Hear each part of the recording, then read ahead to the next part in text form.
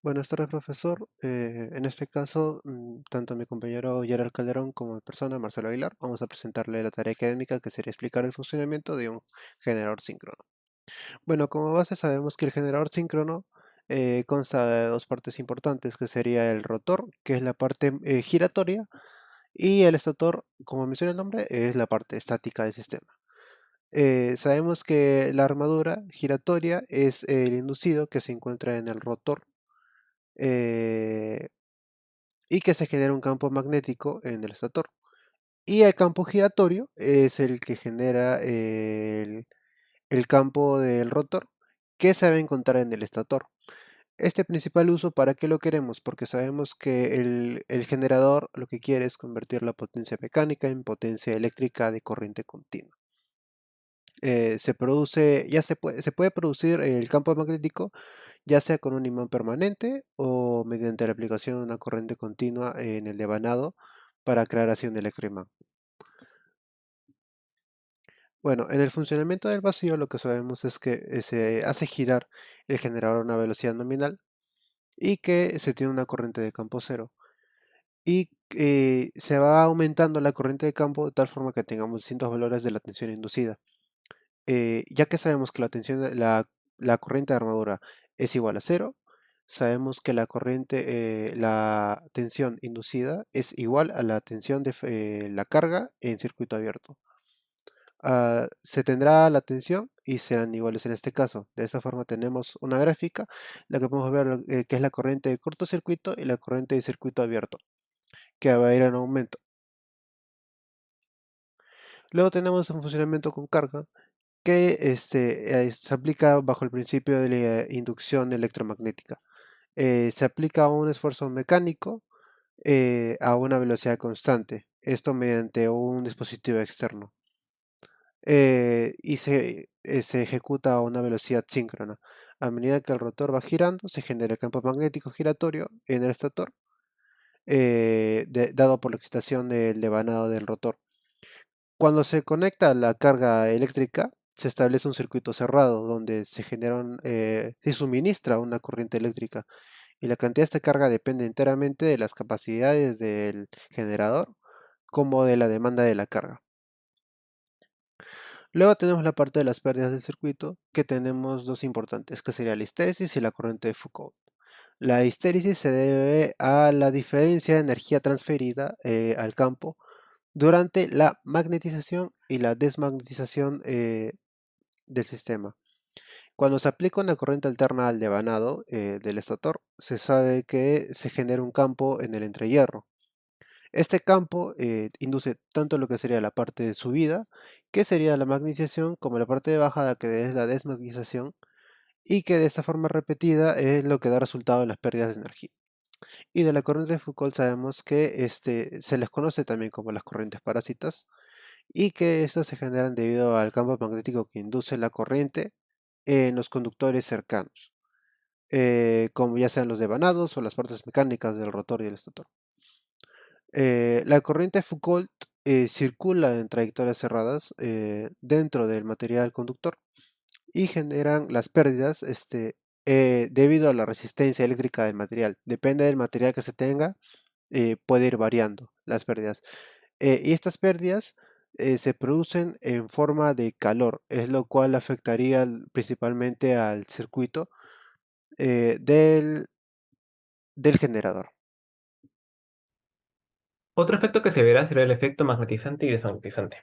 Esto ocurre cuando se tiene una tensión inducida en un generador síncrono y se conecta una carga, en la cual se va a generar un flujo. Este flujo va a ser diferente si es que la carga conectada fue inductiva o capacitiva. Como sabemos, cuando la carga es inductiva, la corriente se retrasa frente a la tensión. Esto ocasiona que el flujo proveniente por esta nueva corriente, el flujo de armadura, sea contrario al flujo principal. Siendo flujos contrarios, ese es un caso no magnetizante, que ocasionará que la tensión inducida sea mayor que el voltaje en la carga o el voltaje total, VT. Ahora, por otro lado, cuando la carga conectada es una carga capacitiva, es un caso magnetizante debido a que ambos flujos toman la misma dirección, ya que la corriente se adelanta frente a la tensión. En este caso, el voltaje total es mayor que la tensión inducida.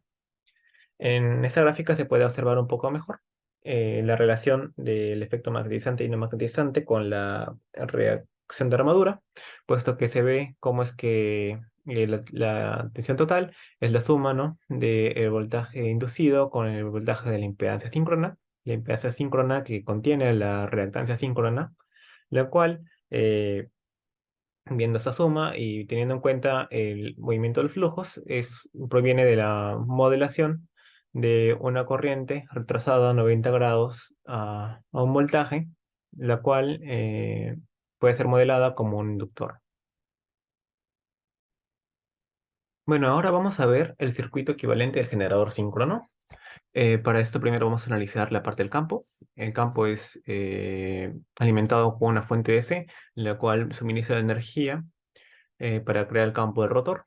Se va a pasar una corriente, la cual va a ser controlada por una resistencia ajustable y se va a crear el campo que va a inducir la tensión en la armadura. Esa tensión puede generar una corriente siempre y cuando haya una carga y la corriente pasaría por la reactancia síncrona. Esta reactancia síncrona proviene de la suma de la reacción del inducido más la autoinductancia de la bobina. También se tiene una resistencia de armadura, la cual es considerada debido a la propia posición de la armadura al flujo de corriente. Y eh, se tiene el voltaje de fase, el cual, como se mencionó anteriormente, será igual a la tensión inducida siempre y cuando no haya carga, o diferente, dependiendo si es que tiene una carga capacitiva o una carga inductiva. Ahora, esta parte de la armadura puede ser dada de maneras diferentes. Eh, Puede ser en configuración Y o en configuración delta. La configuración Y tiene la característica de que el voltaje de la tensión, el voltaje de línea es diferente al voltaje de fase. En cambio, la corriente de línea y la corriente de fase son iguales. Mientras que en delta, ambos voltajes de línea y de fase son iguales, mientras que la corriente de línea y la corriente de fase son diferentes. Bueno, ahora vamos a ver la máquina síncrona como generador. Tal y como se vio en la parte anterior y como se puede ver en la imagen, se excita el inductor del rotor para generar energía que luego se rectifica y se transforma en voltaje DC. Con el girar de los imanes se induce una tensión en la armadura, la cual puede ser conectada a una carga. Pero ahora, ¿cómo es que se excita el inducido del rotor? Para eso, esta actividad se puede dar de diferentes maneras, mediante la excitatriz que puede ser estática o brushless. La estática se da mediante la inyección de corriente por anillos rozantes. Lamentablemente, este método exige un desgaste de los anillos. Por otro lado, se puede hacer la excitatriz con un método brushless o sin escobillas. De esta manera, se puede ser autoexcitada con un ABR, el cual es un controlador de voltaje, que sensa la salida y con el remanente magnético retroalimenta al generador según lo que se requiera, o con un PMG, el cual es como una fuente alterna, aislada, que consiste en un imán permanente, que permite excitar el rotor y al ser una fuente independiente evita que la máquina pueda colapsar, digamos, por ejemplo, si es que ocurre un corto. Por otro lado, está el funcionamiento como motor, el cual, a diferencia del generador, convierte energía eléctrica en mecánica. En este caso, la corriente va en sentido contrario y el voltaje de fase ya no es una carga. Este caso es muy importante de analizar, puesto que su sistema de arranque es un factor importante debido a que el motor solamente funciona a la frecuencia eléctrica. Y para conseguir emparejarlo a la frecuencia eléctrica existen tres formas, ¿no? De no alcanzar la frecuencia eléctrica no podrá funcionar y tenemos que tener en cuenta de que solamente con la corriente de campo no se va a poder alcanzar la velocidad deseada y es más, se puede dañar el motor al intentarlo.